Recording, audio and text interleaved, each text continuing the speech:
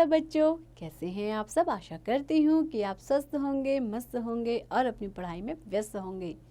आपकी इसी पढ़ाई को आगे बढ़ाते हुए आज हम पढ़ने जा रहे हैं एक नया पाठ, एक नया अध्याय जिसका शीर्षक है नटखट बेटियां। नटखट चुलबुली बेटियां, है ना बच्चों। तो आइए सबसे पहले इस पाठ का परिचय जान लेते हैं। नदियां कहाँ से उत्पन्न होती हैं, क्या कार्य करती हैं, किस समुद्र में मिल जाती हैं, यह तो सब जानते हैं, परंतु नदियों का यह भावपूर्ण उल्लेख विस्मरणीय है।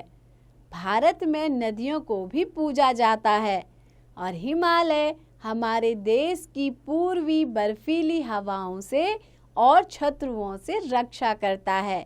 लेखक ने हिमालय का चित्रण एक ऐसे ही पिता के रूप में किया है और हिमालय से उपजी नदियों को उसकी लाडली बेटियां कहा है।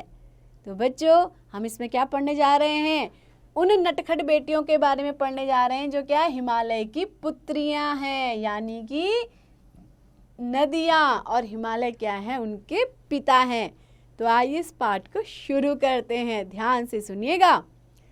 दूर से संभ्रांत महिला की भांति गंभीर शांत प्रतीत होती थी। उनके प्रति मेरे दिल में आदर और श्रद्धा के भाव थे। जब कभी दिल करता माँ और दादी, मौसी और मामी की गोद की तरह उनकी धारा में डुबकियां लगाया करता। पिता के समान जैसे ही हिमालय के कंधों पर चढ़ता तो सारा स्वरूप ही बदल जाता। मैं हैरान था कि यही दुबली पतली गंगा, यमुना और यही सतलुज समतल मैदानों में उतरकर विशाल कैसे हो जाती हैं। इनका उछलना, कूदना, खिलखिलाकर हंसना, इनके नटखट भाव, उल्लास मैदान में आते ही कहाँ गायब हो जाता है। जब भी किसी नन्ही लड़की को पिता की उंगली पकड़े देखता हूँ या किसी कली को डाली से लगा देखता हूँ, तब भी इतना कौतूहल और विस्मय नहीं होता जितना कि इन चंचल बेटियों की बाल लीला देखकर। बाल लीला यानी कि बच्चों की लीला। आपको पता है ज्यादातर जो नदियां हैं क्या है, पहाड़ों से निकलती हैं। वहाँ क्या होता है, उनका स्वरूप छोटा होता है, लेकिन जैसे ही वो मैदानों में प्रवेश करती हैं तो उनका स्वरूप कैसा हो जाता है, विशाल और विस्तृत हो जाता है। उसी की बात यहाँ पर लेखक कह रहा है। क्या पता किस लक्ष्य की ओर इतनी बेचैनी से भागती जा रही हैं। ऐसा लगता है मानो पिता की सुरक्षा से आगे भी कुछ है जिसका इन्हें इंतजार है। अपने महान पिता का विराट प्रेम पाकर भी अगर इनका हृदय अतृप्त है तो वह कौन होगा जो इनकी प्यास मिटा सकेगा। बच्चों, अतृप्त होना यानी कि जब हमें क्या होता है, तृप्ति का भाव नहीं होता है, उसको कहते हैं अतृप्त। तृप्त का विलोम शब्द है अतृप्त होना, यानी कि क्या है, हिमालय का इतना प्रेम पाने के बाद भी नदियां क्या करती हैं, निरंतर गतिशील रहती हैं। ऐसा लगता है मानो किसी और से उनको मिलने की चाह है। तो लेखक कह रहा है आखिर वो कौन है। बर्फ जली नंगी पहाड़ियां, छोटे छोटे पौधों से भरी घाटियां, सरसब्ज उपत्यकाएं, ऐसा है इनका लीला निकेतन। यानी कि नदियां जहाँ पर लीला करती हैं, निकेतन यानी कि घर, जहाँ पे वो तरह तरह की लीलाएं करती हैं, ऐसा निकेतन कौन है? बर्फ जली नंगी पहाड़ियां, छोटे छोटे पौधों से भरी घाटियां और सरसब्ज उपत्यकाएं। उपत्यकाएं यानी कि घाटियां। खेलते खेलते जब ये जरा दूर निकल जाती हैं तो देवदार, चीड़, चिनार, सफेदा, कैल के जंगलों में पहुंचकर शायद इन्हें बीती बातें याद करने का मौका मिल जाता होगा। कौन जाने बुढ़ा हिमालय अपनी इन नटखट बेटियों के लिए कितना सिर धुनता होगा। बड़ी बड़ी चोटियों से जाकर पूछिए तो उत्तर में विराट मौन के सिवाय उनके पास और रखा ही क्या है। तो बच्चों, कवि ने क्या करा है, यहाँ पर इस पाठ में उन्होंने मानवीकरण अलंकार का प्रयोग किया है, जहाँ पर उसने हिमालय को पिता बना दिया है, एक मानव बना दिया है, और नदियों को उसकी पुत्रियां यानी कि बेटियां बना दिया गया है। तो यहाँ पे क्या हुआ है, मानवीकरण। हिमालय के पिघले हुए दिल की एक एक बूंद इकट्ठा होकर सिंधु और ब्रह्मपुत्र नाम की दो महानदी के रूप में समुद्र की ओर प्रवाहित होती रही है। सौभाग्यशाली तो वह समुद्र भी है जिसे पर्वतराज हिमालय की इन दो बेटियों का हाथ पकड़ने का श्रेय मिला। सिंधु और ब्रह्मपुत्र नाम के आते ही रावी, सतलुज, व्यास, चेनाब, झेलम, काबुल, कपिश, गंगा, यमुना, गंडक, कोसी आदि हिमालय की सभी छोटी बड़ी बेटियां आंखों के सामने नाचने लगती हैं। तो बच्चों ये सब क्या है? हिमालय से निकलने वाली नदियां हैं। खुले मैदानों में बहती इन शांत और गंभीर नदियों को देखकर शायद ही किसी के ख्याल में आए कि बूढ़े हिमालय की गोद में कैसे ये बच्चियां बनकर खेलती हैं।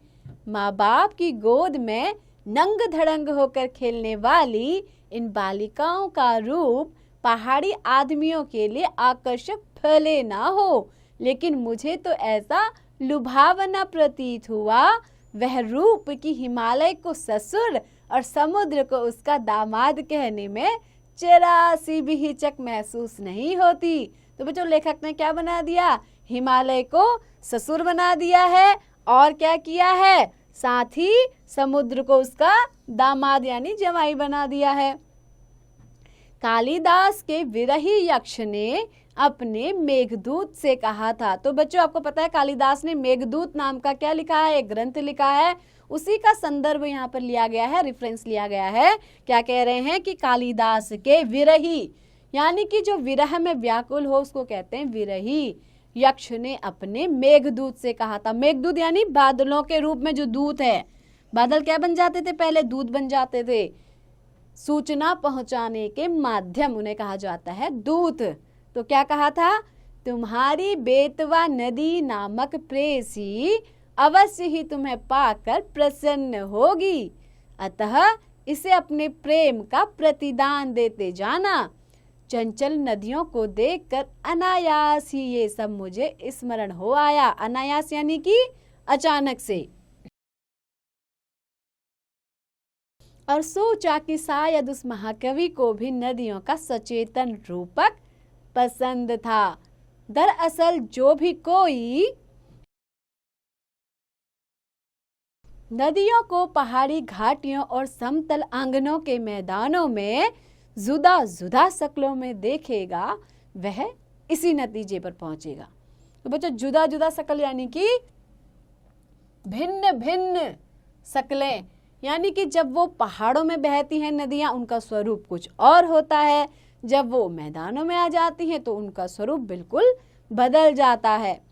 काका कालेलकर ने नदियों को लोक माता कहा है। बच्चों ये प्रश्न बहुत बार पूछा जाता है कि नदियों को लोक माता किसने कहा? तो काका कालेलकर ने नदियों को लोक माता कहा है।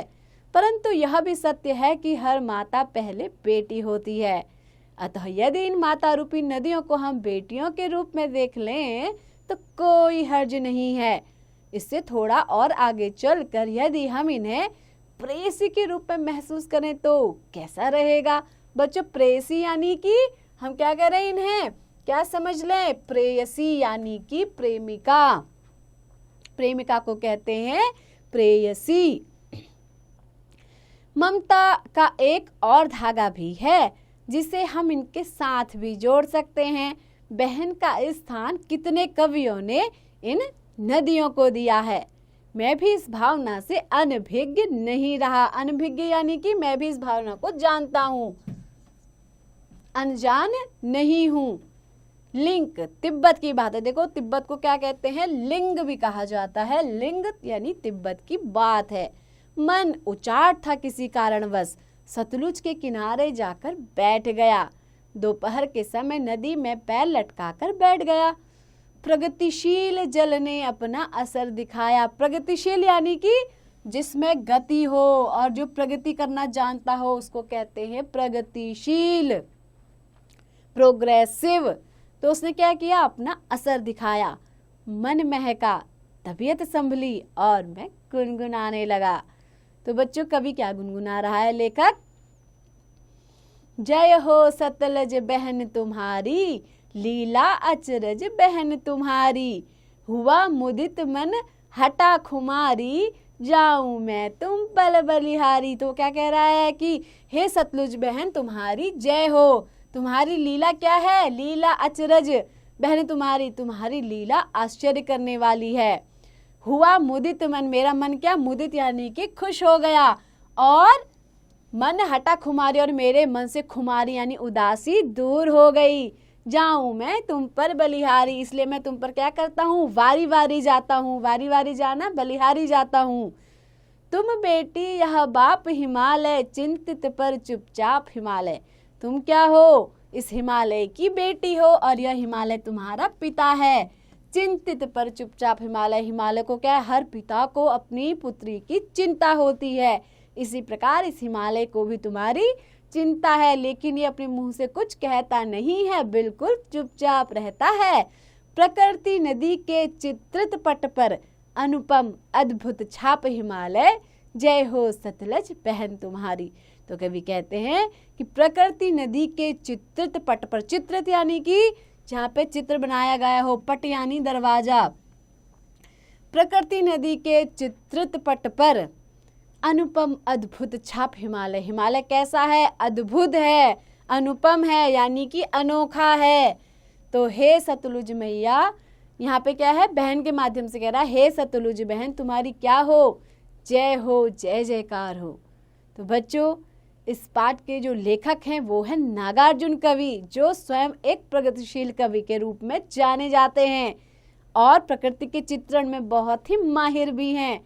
तो इन्होंने इस कविता के माध्यम से और साथ ही इस पाठ के माध्यम से आपको नदियों के बचपन के बारे में बताया है कि वो कैसे रहती है पहाड़ों में, और मैदानों में आकर उनका स्वरूप कैसा हो जाता है, और समुद्र से मिलने के बाद वो उसमें एकाकार हो जाती हैं।